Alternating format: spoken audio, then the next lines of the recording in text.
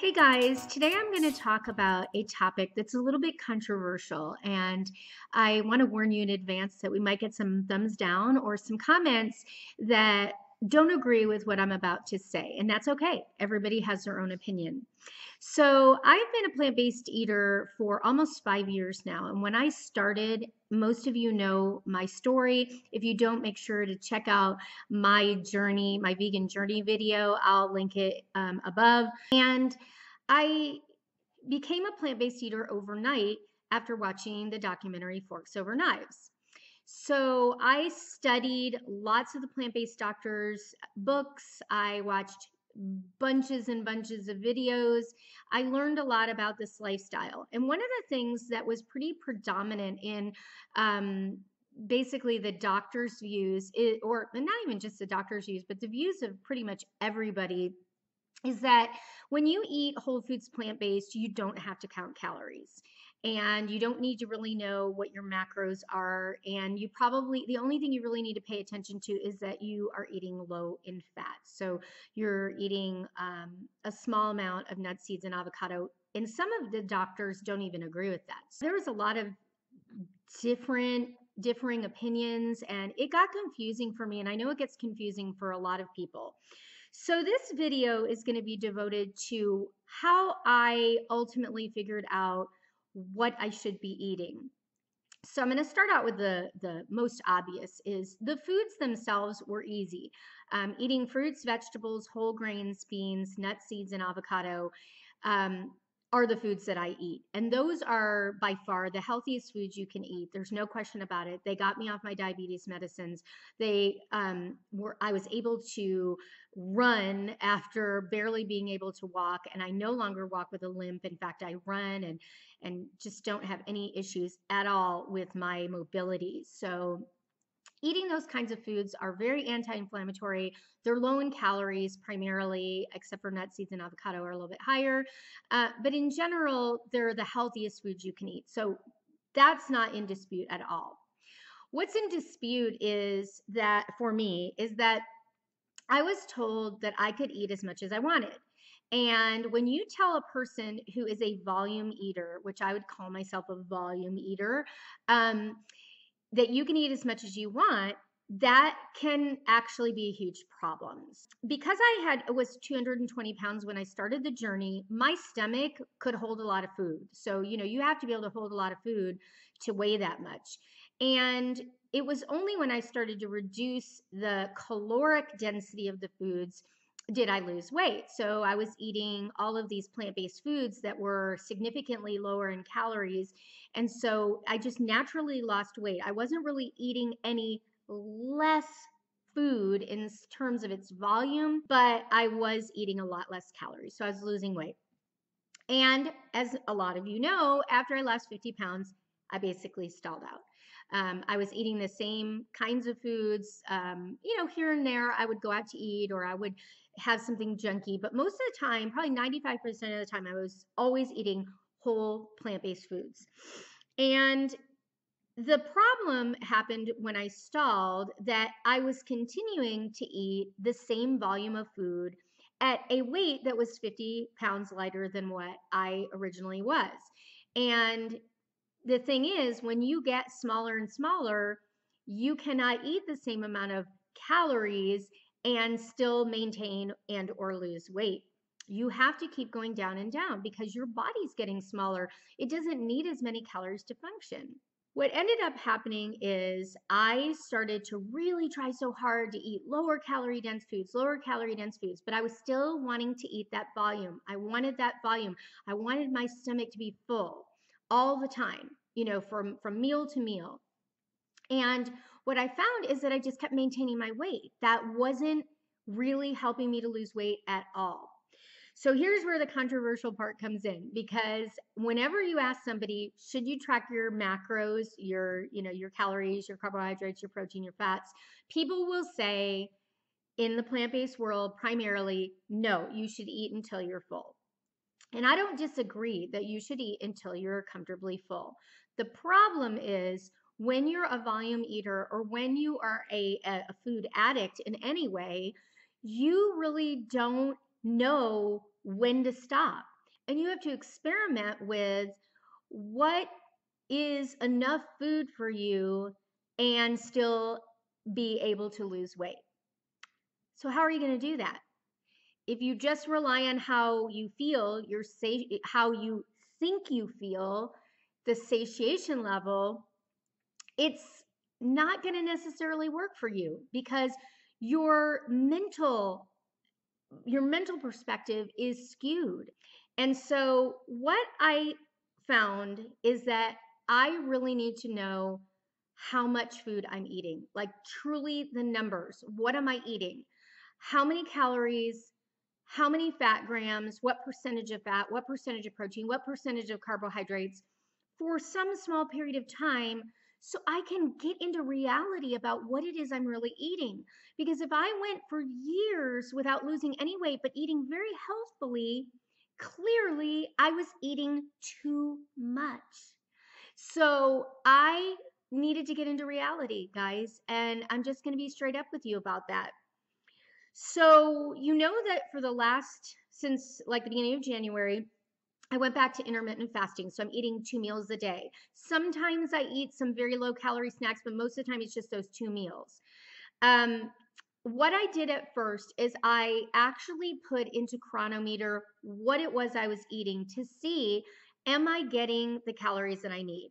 So a lot of people will recommend that you check and see what your resting metabolic rate is. How many calories do you burn doing absolutely nothing? And it's not, unless you actually go and do the whole breath test and everything like that. Basically, it's a general number that is given to you because it's not based on your unique situation, your unique body. So you can put in there, I'm 52 years old, I weigh, 170 whatever pounds. My activity level is sedentary or whatever you want to put in there, and then you get this number out, and this number is general. It's not really about you. It's just a general number based on some, calculations that have been done, and it may or may not apply to you. So when I did my calculation, it said that I could eat more calories than I actually can to lose weight. How do I know that? Because I ate those amount of calories. I actually tested that. I ate whole plant foods with a really good ratio. I ate 15%, 10 to 15% fat, about 10 to 15% protein, and the rest carbohydrates. And I still wasn't losing weight. So, and no oil, no sugar, and very little salt. So, what I found is that I really had to back off a little bit on the calories. And I know that sounds like it's restricting, but it is. I mean, let's just be honest. If you can't lose weight when you're eating 1400 calories, but you can when you're eating 1300 calories, you just have to do that. That's it. You have to eat the calories that are going to allow you to lose your weight and get to your goal weight. And that might seem like it's restrictive, but it's only going to be for the time that you're in weight loss mode. When you get to your goal weight, your body's going to be functioning a lot differently, a lot more healthily, and chances are you will, one, not desire more than 12 to 1400 calories a day, because that's about right for a woman my age at a normal weight. And then once in a while, you can go over that. You can go and have a little bit more decadent meal or something, and it's not going to cause you to just put back on 10 pounds. So let me just give you a general recap of what I was saying. So I was told that I could eat as much whole plant foods as I wanted, and I would not gain weight. Not true for me. Okay. 2, I was told you shouldn't track your macros because that is what we always have done on every diet, and it's so frustrating. And I know I'm there too. I hated having to count points and count calories and measure and weigh my food. I agree. It's not a good thing. It's stressful.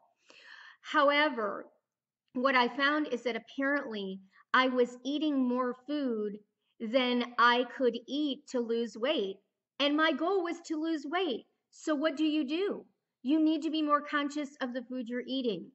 I watched this great video the other day by Tirsa at Healthy Vegan Life. I love her. She's a doll, and she follows the McDougall plan, and she had a great video that talked about how she also went through being told that she could eat as much as she wanted, particularly when she was doing the raw food diet. And even though she's a small person, she did gain weight actually eating that way. And she said, what happens is your stomach really does stretch out when you're eating volumes of food. And then that's the space that your body expects you to fill. Even if it's with low calorie dense foods, it still wants to be filled. And what ends up happening is that's more calories than really your body needs. So what she said is if you'll go about 3 days just reducing your calories down a little bit, you might have to white knuckle it. I mean, you might even have to just skip a meal a day, like do intermittent fasting where you're just doing 2 meals a day. And you're just basically reducing down your calories to about 1200. What you'll find if you're in the place that I'm in, your calories I'm sure would be different than mine, but for me, what you'll find is that your stomach's going to shrink down a little bit and not require the volume that you've been eating if you're a volume eater. Now, a lot of you are going to watch this video and say, hey, I'm not a volume eater. I eat small amounts of food. I'm very happy with that. And I like to eat more often than you do and all those kinds of things. And okay. But for me, being a volume eater, this was an important activity for me to partake in, is to reduce down my calories for a little bit to kind of get my stomach unstretched so that I could eat the calories that were actually going to allow me to lose weight and still feel satiated. Because the important thing is you do want to feel satiated. You want to be eating foods that are filling you up and making you feel satiated. Okay, so I hope this won't be as controversial as I think it's going to be, but again, I'm just talking about how it worked for me. For me being a volume eater, I had to learn to eat less calories to lose weight because my goal is finishing off this journey and losing the rest. Okay, I hope that makes sense. Anyway, I would love to hear your comments down below. If you relate to me, if you don't relate to me, if you think I've lost my mind, go for it, say it. I hope, though, that I was clear and it made sense what I was saying. If you have any questions about intermittent fasting, I have a great playlist. I don't know where the playlist is, but it's on there somewhere, and it's on intermittent fasting. You can look at that. Also, one last thing to say is that if you want to kind of shrink your stomach down a little bit and get reset and started to kind of try eating a little bit less calories to get where you're actually losing weight, you can also do a day or 2 or 3 of just water fasting. And I also have a playlist on water fasting because I do that few times a year to reset my body because I have type 2 diabetes. But this also works to help reset your taste buds. It helps to shrink your stomach down a little bit, and then you can kind of start back up at the calorie level or the food amount that your body needs to continue losing weight. Anyway, I am so glad that you guys came by. If you haven't subscribed yet, please click the subscribe button. Like this video if you liked it. And I'm going to be coming out with some more comparison videos. A lot of people like those videos where I compare the different plans that are out there and kind of tell you what's the same or different about them. If you want to see more of those plans, also put that in the comments below. And you guys have a great Thursday.